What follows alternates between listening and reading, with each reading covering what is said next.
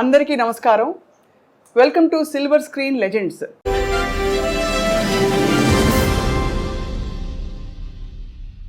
ఇవాళ మాట్లాడబోయే లెజెండ్ ప్రతి భాషలో దాదాపు చాలా రకాల పాత్రల్లో విలన్గా, క్యారెక్టర్ ఆర్టిస్ట్గా, ఇంకా హాస్య నటుడిగా అందరినీ అలరించిన మహానుభావులు.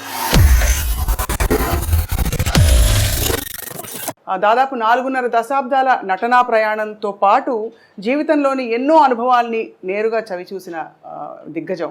అండ్ వారు పద్మశ్రీ పురస్కార గ్రహీతగా కూడా అందరికీ సుపరిచితులు.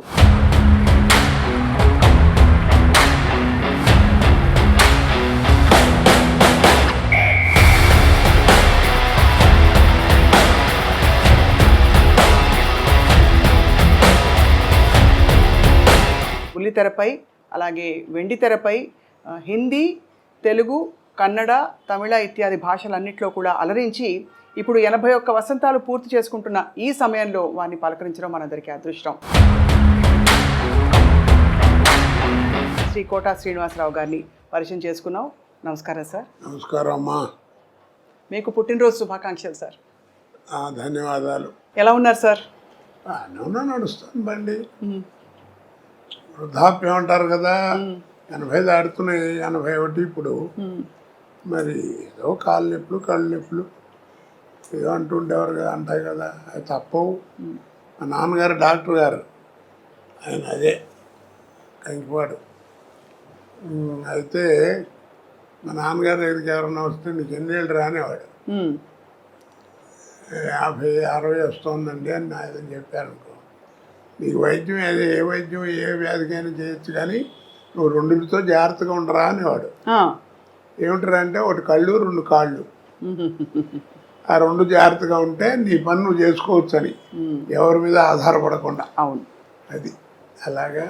మీ డైలాగ్ ఒకటి ఎప్పుడు వెంటాడుతుంటుంది సార్, జిస్కే పాస్ పవర్ హోతే హై ఉస్కా రైట్ బి రాంగ్ బి రైట్ హోతా హై. గుర్తుందా సార్ ఈ డైలాగ్? ఏ సినిమాలో?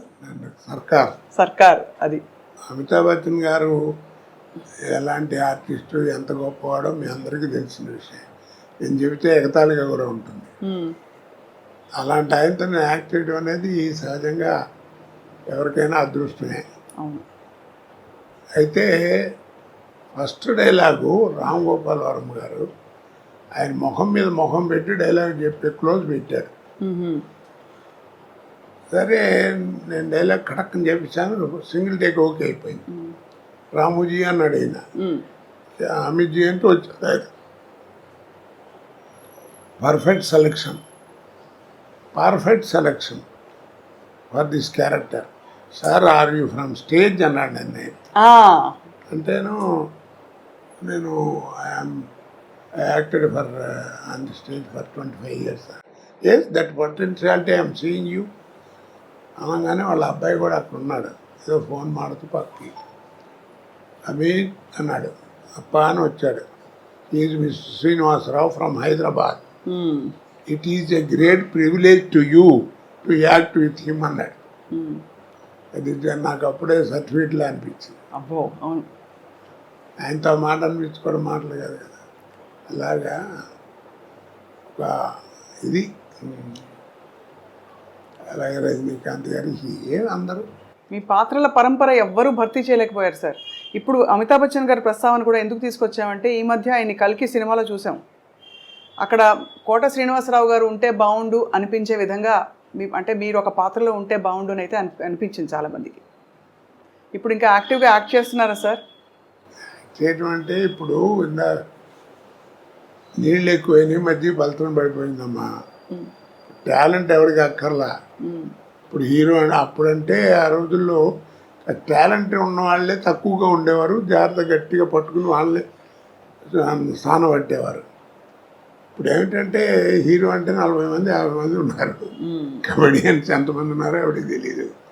అలాగా ఎవరిని చెప్పలేకపోతున్నాం. ఒక పద్ధతి పాడు ఏం కనపట్లా. ఇప్పుడు సినిమా ఎక్కడ లేదు, అంతా సర్కస్. పేతా సాంగ్స్ కూడా డాన్స్ చేస్తున్నారు.